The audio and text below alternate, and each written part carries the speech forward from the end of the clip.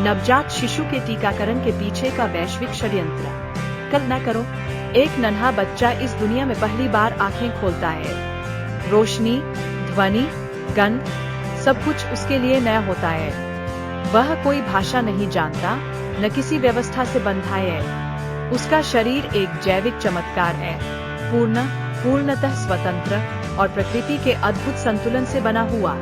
लेकिन ठीक उसी क्षण जब वह पहली बार सांस लेता है, उसी वक्त एक सुई उसके नाजुक शरीर में चुभाई जाती है। उसे कहा जाता है, ये जरूरी है, ये उसके बचाव के लिए है।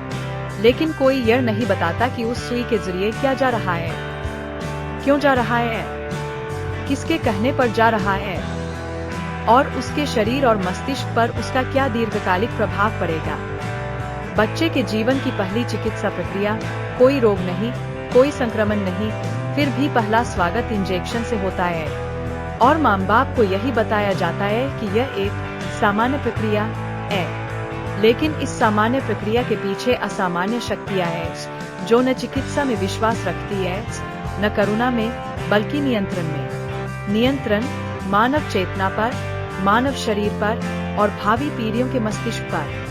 डिलीवरी के समय नवजात को दी जाने वाली ये वैक्सीन, जो अब एक रूटीन बन चुकी है, जैसे BCG, OPV, हेपेटाइटिस बी और विटामिन के, ये मात्र बीमारियों से रक्षा नहीं करती, ये शरीर के साथ ऐसा जैविक हस्तक्षेप करती है जो एक पूरी पीढ़ी के जीन, न्यूरोलॉजिकल प्रोसेस और मानसिक रूपरेखा को बदल सकती है।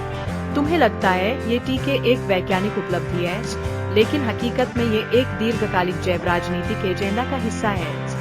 कई उच्च स्तरीय वैश्विक शोधों और गुप्त दस्तावेजों में यह बात सामने आई है कि नवजातों को दिए जाने वाले टीकों में भारी मात्रा में न्यूरोटॉक्सिन्स, जैसे थायोमर्सोल, पारे पर आधारित संरक्षक, एल्यूमिनियम हाइड्रोक्साइड, फॉर्मल्डिहाइड, पशु कोशिकाएं और कभी-कभी मानव भ्रूण कोशिकाएं तक मिलाई जाती है। इनका सीधा असर उस शिशु के मस्तिष्क, प्रतिरोधक तंत्र और भावनात्मक केंद्रों पर होता है, जो अभी पूरी तरह विकसित भी नहीं हुए होते। कई बार यह तर्क दिया जाता है कि नवजात का इम्यून सिस्टम कमजोर होता है, इसलिए उसे शुरू से ही सुरक्षा देना जरूरी है। पर कोई ये नहीं बताता कि जब तक इम्यून सिस्टम पूरी तरह विकसित न हुआ हो, तब तक उस पर इतने जटिल रासायनिक तत्वों का हमला करना क्या वाकई सुरक्षा है, या यह एक ऐसा प्रयोग है जिसे मासूम शरीर पर लागू किया जा रहा है ताकि भविष्य में मानव चेतना को एक निश्चित दिशा में ढाला जा सके। जो बच्चा जन्म लेते ही दर्द, सुई और डर का अनुभव करता है, उसकी मनोवैज्ञानिक संरचना भी वैसी ही बनती है। यह एक इम्प्रिंटिंग टेक्निक है जिसका उल्लेख कई गुप्त सैन्य और मनोवैज्ञानिक प्रयोगों में किया गया है। नवजात अवस्था में दी गई पीड़ा और रासायनिक हस्तक्षेप मस्तिष्क को अनुकूल बनाता है, आज्ञाकारी, धीर संरचित, निर्णयहीन और आदेश वाला। एक ऐसी पीढ़ी जो पूछेगी नहीं, सिर्फ मानेगी। तुम सोचते हो कि ये सिर्फ स्वास्थ्य की बात है, लेकिन पीछे की सच्चाई कहीं और है। यह वैश्विक शक्ति संरचनाओं द्वारा एक दीर्घकालिक प्रोग्राम है, जिसमें हर शिशु के जन्म को एक नियंत्रित प्रयोगशाला प्रक्रिया में बदला गया है। और यह कोई कल्पना नहीं है। अनेक बार अंतर्राष्ट्रीय संगठनों के भीतर हुई बैठकों में स्पष्ट शब्दों में स्वीकार किया गया है कि नवजातों पर टीकाकरण का पहला लक्ष्य बिहेवियरल कंडीशनिंग और पॉपुलेशन कंट्रोल मॉडलिंग होता है। जहां एक और माँ सोच रही होती है कि उसका बच्चा सुरक्षित हो गया, वही गुप्त दस्तावेज यह दर्शाते हैं कि उन वैक्सीन के बैच नंबर तक ट्रैक किए जाते हैं। किस बच्चे को क्या दिया गया, किस मात्रा में और किस सामाजिक समूह पर क्या असर हुआ। और केवल शारीरिक असर ही नहीं, मानसिक असर भी अब डॉक्यूमेंटेड है।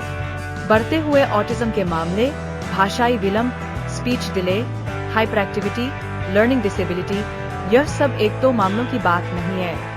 वैक्सीनेशन के बाद आने वाले 2 वर्षों के भीतर यदि इन लक्षणों को ट्रैक किया जाए, तो एक खौफनाक समानता सामने आती है। पर सरकारें और संस्थाएं इसे कोइंसिडेंस कहकर टाल देती है।